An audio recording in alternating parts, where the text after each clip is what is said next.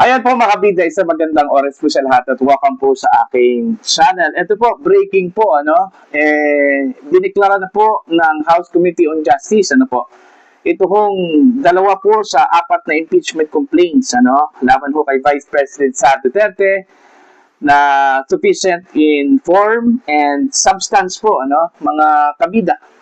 Okay? Ano po ang ibig sabihin po dito? Hindi pa po tapos ang laban po ni Vice President Sara Duterte po, mga kabida, sa House of Representatives.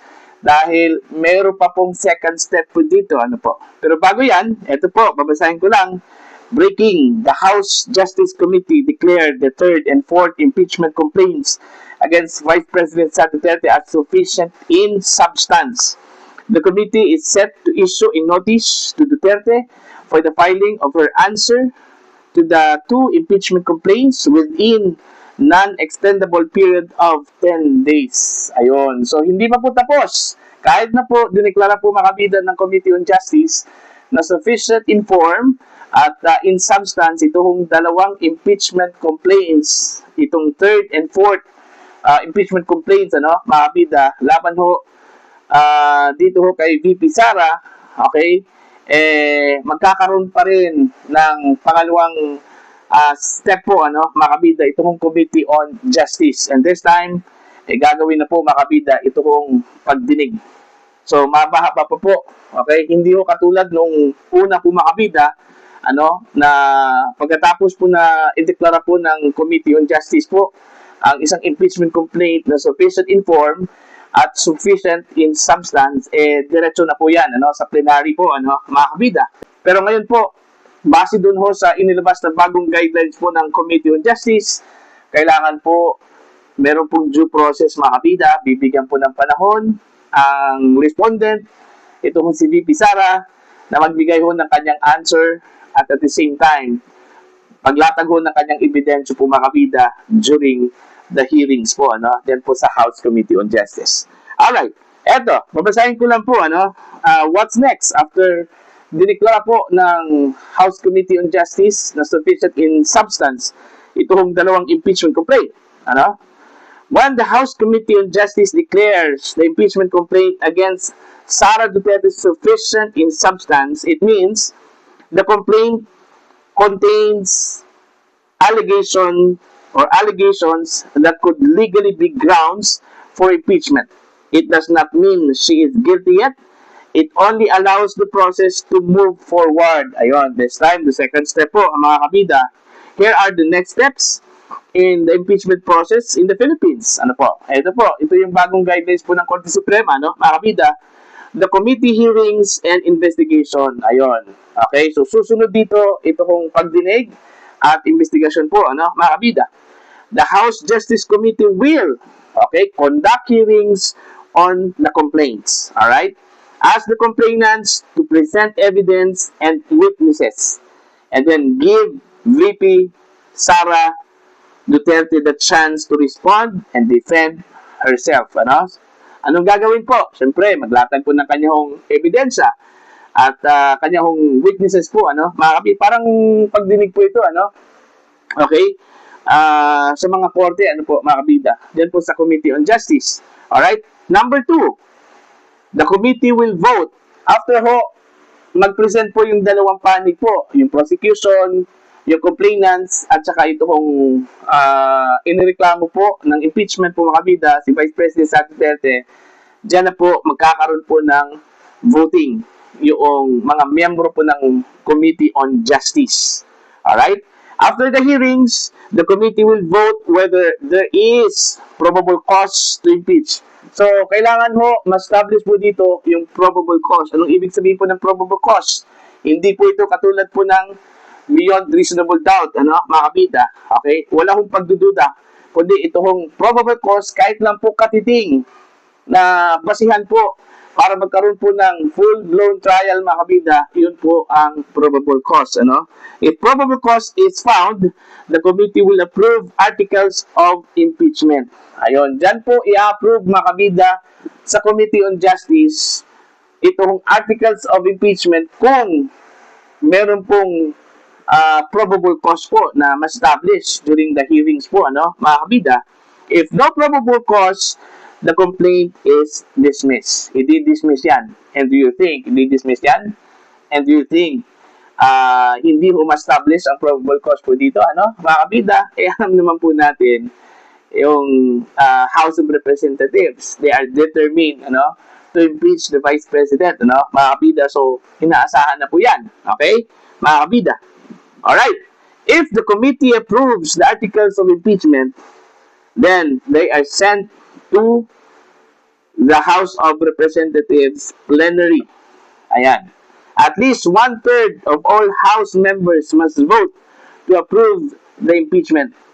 Ito na po yung sinasabi ko nilang 1/3. Okay, out of the total number, yan po sa House of Representatives, shall we say, meron silang mga around 317, ano? So, ang 1/3 dyan, siguro nasa 106 o 105, ano? Mga kabida, just like nung una hong impeachment po ni Vice President Sara Duterte, na hindi na po dumaan sa Committee on Justice, ano? Shinortcut po.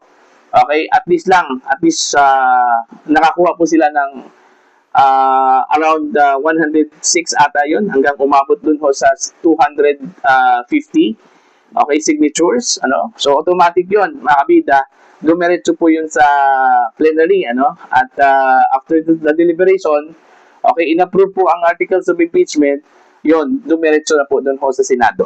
Okay? If approved, the official articles of impeachment are transmitted to the Senate. Ayan, dito na po, no? I-approve sa plenary and then itatransmit po sa Senado. The Senate impeachment trial, dito na po. Once matanggap na po ng Senado yung articles of impeachment, okay, the case then moves to the Senate of the Philippines, which act as impeachment court. Senators become judges. House members act as prosecutors. Sara Duterte on her lawyers act as defense. Ayan. And then final decision po, ano? Ito po ay matapos po ang sunod-sunod ng mga pagdinig diyan po sa impeachment court, ano? Mga kabida, whether to convict, okay, or to acquit the Vice President. To convict and remove the Vice President at least 2/3 of the senators. Okay? Ibig sabihin po ng 2/3 ay kailangan po ng 16 members po ng Senado ang kailangan hong bumoto for the conviction, ano? Tsaka for the acquittal ay kailangan po ng 9. Siyam po, ano? Mga kabida. Alright? Conviction, she is removed from office and may be disqualified from holding public office in the future. Ano?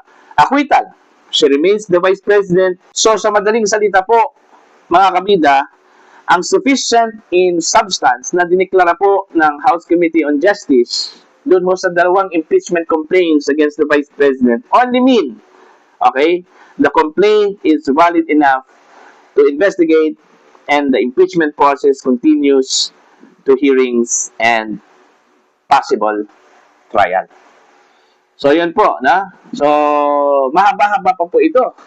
Ito hong proceedings po, ano? Impeachment proceedings against the Vice President Sara Duterte.